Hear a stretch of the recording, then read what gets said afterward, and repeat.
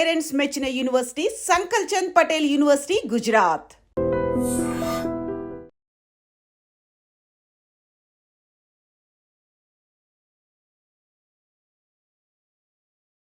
Welcome to iDream media. So వనస్థలిపురంలో ఈ బోనాల పండుగ కోసం తెచ్చుకున్న మటన్ నెక్స్ట్ డే కూడా దీని అస్వస్థతకు గురై సో ఆ ఫుడ్ పాయిజన్ అవ్వడం వల్ల ఒకరు మృతి చెందారు, మిగతా వాళ్ళు హాస్పిటలైజ్ అయ్యి ట్రీట్మెంట్ తీసుకుంటూ ఉన్నారు. అయితే ఈ ఫ్రిడ్జ్లో పెట్టిన మటన్ తీసుకుంటే అంత డేంజరా? సో దీని గురించిన పూర్తి వివరాలు తెలుసుకుందాం. మనతో పాటు ఉన్నారు ప్రముఖ vegetable therapist and sun spiritual society founder Vikramaditya Guruji గారు. గురూజీ నమస్తే అండి. సూర్యోస్మితలి. గురూజీ, జనరల్గానే నాన్ వెజ్ అంటే ఒకటి రెండు రోజులు ఫ్రిడ్జ్లో పెట్టుకుంటారు, తింటూ ఉంటారు. అయితే బోటి కర్రీ అండ్ చికెన్ బోనాల పండుగ కోసం తెచ్చుకొని తినడం వల్ల ఒకరు చనిపోయారు, ఫుడ్ పాయిజన్ అయ్యి, మిగతా వారందరూ కూడా అస్వస్థత గురై హాస్పిటలైజ్ అయిపోయారు అంటున్నారు. అంటే అంత డేంజర్ అండి ఫ్రిడ్జ్లో పెట్టి తీసుకోవడం అనేది? అంటే మీకు ఒక ప్రాసెస్, ఫ్రిడ్జ్ అనగానే మనకి ఫ్రిడ్జ్ చల్లదనాన్ని మెయింటైన్ చేయడానికి ఆ గ్యాసెస్, దాన్ని సిఎఫ్ఓ క్లోరోమోనో ఏదో అంటారు మెడికల్ టెర్మినాలజీలో. అంటే 12 రకాల విషవాయువుల్ని విడిచిపెట్టడం ద్వారా లోపల టెంపరేచర్ మెయింటైన్ అవుతుంది. 12 రకాల విష పదార్థాలు. మన ఏసీ 6 రకాల విషవాయువుల్ని విడిచిపెట్టడం ద్వారా మనకి టెంపరేచర్ మెయింటైన్ చేస్తూ ఉంటాం. మరి అలాంటి విష పదార్థాలు అందులోకి విడుదల చేసినటువంటి పదార్థాన్ని భుజించడం వల్ల ప్రాణానికి ప్రమాదమే కదా. అంటే మీరు అలా అంటే మరి వెస్ట్రన్ కంట్రీస్లో ఏంటి పరిస్థితి అంటే? వెస్ట్రన్ కంట్రీస్ ఏంటి, అసలు ఏ రెస్టారెంట్కి వెళ్ళినా ఫ్రెష్ ఫుడ్స్ అయితే పెట్టరు కదా, అవి ఫ్రిడ్జ్లోంచి తీసి వేడి చేసి పెడతారు కదా. ఇంకొకటి, ఇప్పుడు మీరు వాళ్ళు అస్వస్థతకి చెందడానికి ప్రధానమైనటువంటి కారణం, మనకు బోనాలు ఎప్పుడు జరిగినాయి? మండే జరిగినాయి. అంటే ముందు రోజు హాలిడే, సండే, పండగ డావుల్లో ఉన్నాం మనం. అందుకని ఆదివారం కూడా వాళ్ళు మాంసాహారం వేరే, అంటే ఇప్పుడు సోమవారం బోటి కర్రీ తిని ఉండొచ్చు, ఆదివారం చికెను లేక మటను ఫిష్ సంథింగ్ ఏదో ఒక. అంటే ఇప్పుడు పండగ వచ్చింది అంటే కేవలం ప్రతి ఒక్కళ్ళ దృష్టి నాన్ వెజ్ మీద ఉంది, మాంసాహారం మీదే ఉంది, మృత కళేభరాల మీదే ఉంది.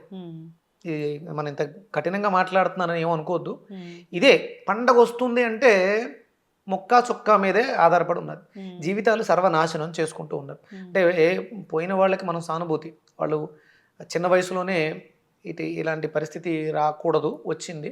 దీన్ని చూసైనా మనం జ్ఞానోదయం చెందాలి. మనం బ్రతకడం కోసం ఆహారాన్ని స్వీకరించాలి, బ్రతకటం కోసం మాత్రమే, తినడం కోసం బ్రతకట్లేదు. ఇక్కడ వాళ్ళు తీసుకున్నట్టుది ఆ పదార్థం ఆదివారం అయి ఉండాలి, ఎందుకంటే ఆదివారం హాలిడే వచ్చింది కాబట్టి ఆదివారం. అది సోమవారం కొత్త వేటలు కాకుండా పాత వేటల్ని ఫ్రిడ్జ్లో పెట్టిన దాన్ని ఇచ్చి ఉండాలి. వాళ్ళు సోమవారం దాన్ని ప్రాసెస్ చేశారు, దాన్ని మళ్ళీ తీసుకెళ్లి ఫ్రిడ్జ్లో పెట్టారు, దాన్ని మళ్ళీ తీసి మంగళవారం ప్రాసెస్ చేసి ఉండాలి. ఫుడ్ పాయిజన్ ఎప్పుడవుతుంది? నెంబర్ ఆఫ్ టైమ్స్ ప్రాసెస్ జరగడం వల్ల. ఒకసారి ఫ్రిడ్జ్లో పెట్టిన దాన్ని తీసి సోమవారం ప్రాసెస్ చేసి మళ్ళీ దాన్ని ఫ్రిడ్జ్లో పెట్టి మళ్ళీ దాన్ని ప్రాసెస్ చేసాం. అందుకని ఇన్నిసార్లు ప్రాసెస్ చేయడం వల్ల అది విషంగా పరిణమించి ఉండొచ్చు. వాళ్ళ విషయంలో జరిగింది. దానికి తోడు అజీర్తి, తిన్నది పచనం చేసే శక్తి మన శరీరానికి లేకపోవడం వల్ల ఆ తిన్నది ఫుడ్ పాయిజన్ అయ్యింది. ఇప్పుడు జనరల్గానే ఇప్పుడు నాన్ వెజ్ తింటే తొందరగా డైజెస్ట్ అవ్వదు కదా, సో దానికోసం వెంటనే డైజెస్ట్ అవ్వాలంటే ఏమైనా తీసుకుంటే మంచిదా? వెంటనే డైజెషన్ ఎందుకు అవుతుంది? అది పచనం అవ్వడానికి పర్టికులర్ మెటీరియల్ మన శరీరం విడుదల చేస్తుంది. మీరు ఇడ్లీ తింటే 2-3 గంటలు పడుతుంది. అదే కొంచెం ఏదన్నా కాయగూరలు ఆకుకూరలు లాంటివి తీసుకుంటే 4-5 గంటలు పడుతుంది. మాంసాహారం అంటే దానికి సుమారు పట్టే టైం 12 గంటలు పడుతుంది. మీరు ముందు అంటే ఎక్కడవుతుంది? ఒక మిక్సీలో గ్రైండర్లో పిండేసారమ్మా, త్వరగా నలుగుద్దా? అది నలిగే సమయానికి దానికి ఉన్నటువంటి అది నానిన విధానం మీద ఎంత మనం దృష్టిలో పెట్టుకుని మనం రుబ్బురోలు పత్రం, అది వెయిట్ ఉన్న పత్రం అయితే ఎక్కువసేపు ప్రెజర్ ఇవ్వడం వల్ల దాంట్లో ఆ ఫైన్ క్వాలిటీ వస్తుంది తప్ప తొందర అనేది ఉండదు. ఇప్పుడు తొందర అనే దానికోసం చూస్తే 120 సంవత్సరాల ఆయుర్దాయం అర్ధాంతరంగా అయిపోయిందిగా. దీనికి తొందరపడుతున్నాం, చావుకి తొందరపడుతున్నాం. మనం తినకూడని పదార్థాన్ని తిని అది తొందరగా పచనం అవ్వాలంటే ఎట్లా? అది అవ్వదు. ఒక రకంగా అది మనకు ప్రమాదం లేకుండా అవుతుంది తిన్న తర్వాత విపరీతమైనటువంటి శారీరక శ్రమ చెయ్యగలిగితే. ఓకే, మాంసాహారం తిన్న తర్వాత విపరీతమైనటువంటి శారీరక శ్రమ చేస్తే అది మన శరీరాన్ని ఇబ్బంది పెట్టకుండా బయటికి ఎలిమినేట్ అవుతుంది. అంతకు మించి వేరే దారి లేదు. తొందర అనేది 100% జరగదు. మాంసాహారం మానవ దేహానికి విరుద్ధం. ఇంకొకటి 2 రకాల విరుద్ధ స్వభావాలు కలిగిన పదార్థాలు, మీరు అక్కడ చికెను చెప్పడం జరిగింది, బోటి అని చెప్తున్నారు. ఇవి 2 కూడా స్వభావాలు వేరు. 2 విరుద్ధ స్వభావాలు లేకపోతే వేరు స్వభావాలు కలిగిన పదార్థాన్ని ఒకేసారి తినడం వల్ల కూడా చెడు జరిగే అవకాశం ఉంది. గురువు గారు, జనరల్గా మనం ఒక ఫంక్షన్కి వెళ్ళాం అనుకోండి, అక్కడ ఎన్ని రకాల ఐటమ్స్ ఉంటాయో మనం తినడానికి అన్నీ పెడతారు. అన్నీ కొంచెం తినే అలవాటు ఉంటుంది. ఇది మనుషులు మన యొక్క ఆయుష్ ప్రమాణాన్ని తగ్గించుకోవడం అనేటువంటి ప్రధానమైనటువంటి కాదు.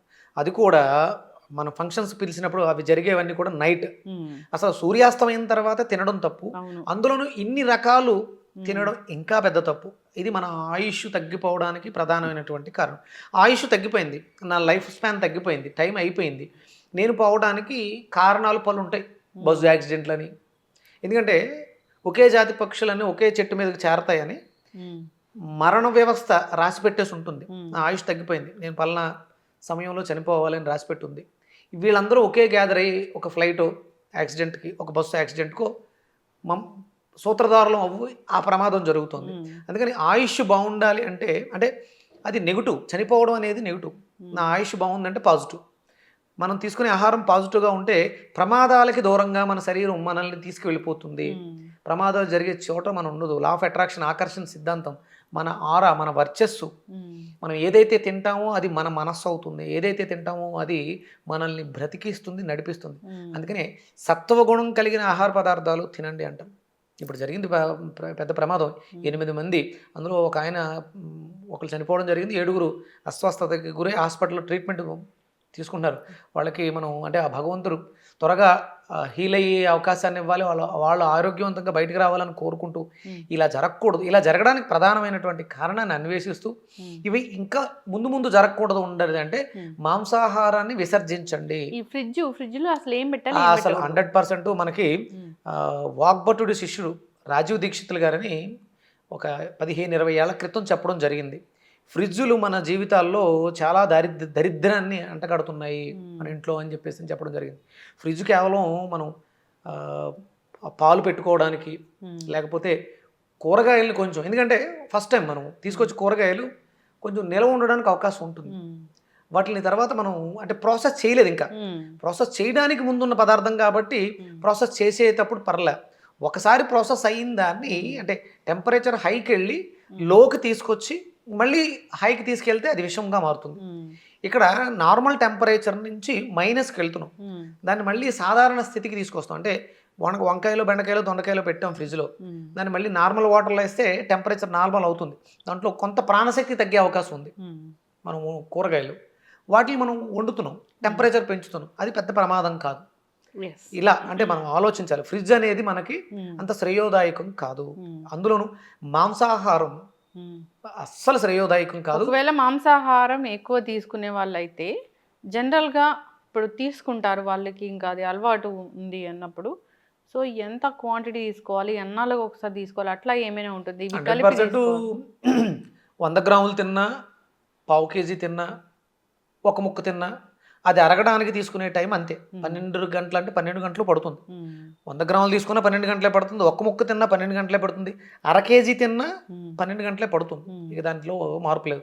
మీరు తిన్న పదార్థం తాలూకు ఆ స్పృహ మీరు నోట్లోంచి మనం నమిలే సమయంలో బ్రెయిన్ నుంచి ఇన్స్ట్రక్షన్స్, 100 గ్రాములు మాంసం లోపలికి వెళ్తుంది కాబట్టి అది డైజెషన్ అవ్వడానికి ఇంత లిక్విడ్ అవసరం అని ఆ ఎంజైమ్స్ని రిలీజ్ చేస్తుంది.